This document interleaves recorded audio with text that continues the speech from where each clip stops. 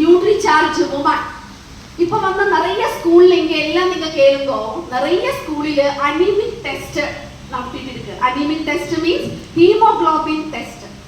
பசங்கள் எல்லாம் நம்ம அடாலசன்ட் ஸ்டேஜ்ல 8th standard 9th standard 10th standard முதல்ல +2 வரை நிறைய லேடி கேர்ள்ஸ் இருக்குது இல்லையா, அவங்க எல்லாம் பிளட் டெஸ்ட் அவங்க எல்லாம் எடுத்தாச்சு. அதுல வந்து ஹீமோகுளோபின் லெவல்ல ரொம்ப கம்மி. நம்ம பக்கத்து வீட்டுல இந்த மாதிரி ஸ்கூல்ல ஒரு டெஸ்ட் இருந்தாச்சு. அந்த பொண்ணு பக்கத்து வீட்டுல பொண்ணு அவಳು வந்து 11th ஸ்டாண்டர்ட் ஸ்டூடெண்ட். என்கிட்ட கேட்டாச்சு, நான் தான் ஃபர்ஸ்ட் ஸ்கூல்ல ஃபர்ஸ்ட் ஹீமோகுளோபின்ல நான் தான் ஃபர்ஸ்ட் என்கிட்ட சொல்லியாச்சு.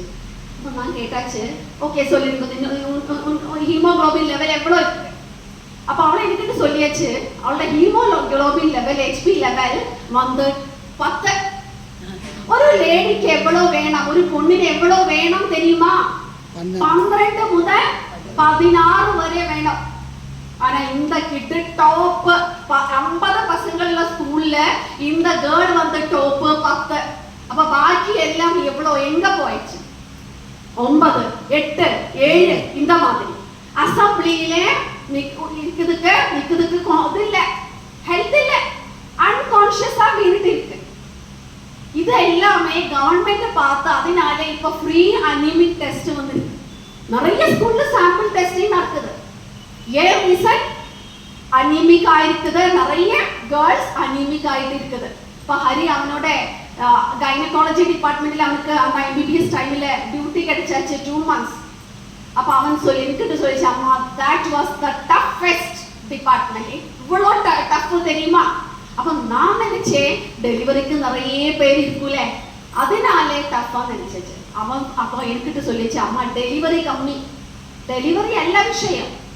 இது வந்து யூட்ரஸ் ரிமூவ் பண்றதுக்கு தான் லோ கியூ. டெலிவரி இல்ல, யூட்ரஸ் ரிமூவல் நிறைய லேடிஸ் வந்து இருக்கு. யூட்ரஸ் கேன்சர் ஏன் இதெல்லாம் ஜாஸ்தியா இருக்குது இந்த டைம்ல? முதல்ல இந்த மாதிரி ப்ராப்ளம் லேடிஸுக்கு இல்ல. அனிமிக் ஸ்டார்ட் ஆயிடுச்சு.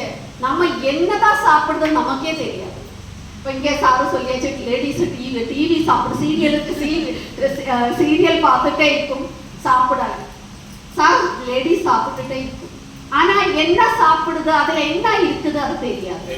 நானும் முதல்ல இந்த நியூட்ரி சார்ஜ் லான்ச் பண்ண டைம்ல சாருக்கிட்ட சொல்லியாச்சு, எனக்கு இது வேண்டாம், நான் வந்து நல்லா சாதம் சாப்பிடும், சாம்பார் கூட்டி நல்ல ரசம் கூட்டி நல்ல சாதம் சாப்பிடும், நிறைய நியூட்ரியன்ஸ் என்னோட பாடியில் இருக்க, வேண்டாம் இந்த மாதிரி ஒன்றும் எனக்கு வேண்டாம் சொல்லியாச்சு.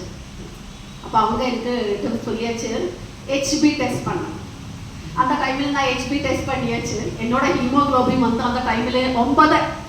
நான் சாருக்கிட்ட என்ன சொல்லியாச்சு, நான் வந்து எல்லாமே காலை இட்லி, மார்னிங் லஞ்சு நல்ல சாதம் கூட்டி சாம்பார் கூட்டி நல்லா சாப்பிடுவேன். நைட்ல இட்லி இல்லைன்னா தோசை இல்லைன்னா சப்பாத்தி அந்த மாதிரி சாப்பிடும். நியூட்ரியன்ஸ் நிறைய இருக்குது, வேண்டாம். ஆனா ஹீமோகுளோபின் லெவல் டெஸ்ட் பண்ணியப்போ 9 இருக்கு, ஹெல்த்தியே இல்லை. அதனால இதெல்லாம் சாப்பிட்டு என்னோட பீரியட்ஸ் ரெகுலர் ஆயிடுச்சு, என்னோட HP ஹீமோகுளோபின் லெவல் ஜாஸ்தி ஆயிடுச்சு, அந்த டயர்ட்னஸ் இல்லை. இப்ப பாருங்க எவ்வளோ டிஸ்டன்ஸ் நான் டிராவல் பண்ணி இங்க வந்து, எவ்வளோ கேரளாவுன்னு கார்ல. என்னோட ஏஜ் நான் சொல்ல மாட்டேன், இந்த மாதிரி பெரிய பையன் 25 வயதுல பையன் எனக்கு இருக்கு. இவ்வளோ டிராவல் பண்ணி இங்க வரா, இந்த ஏஜ்ல தைரியம் யாருக்குமே இல்லை. ஆனா அந்த தைரியம் ஆறு கொடுக்கும், அந்த ஸ்ட்ரென்த் யாரு கொடுக்கும்? Nutri charge plus RCM use 100.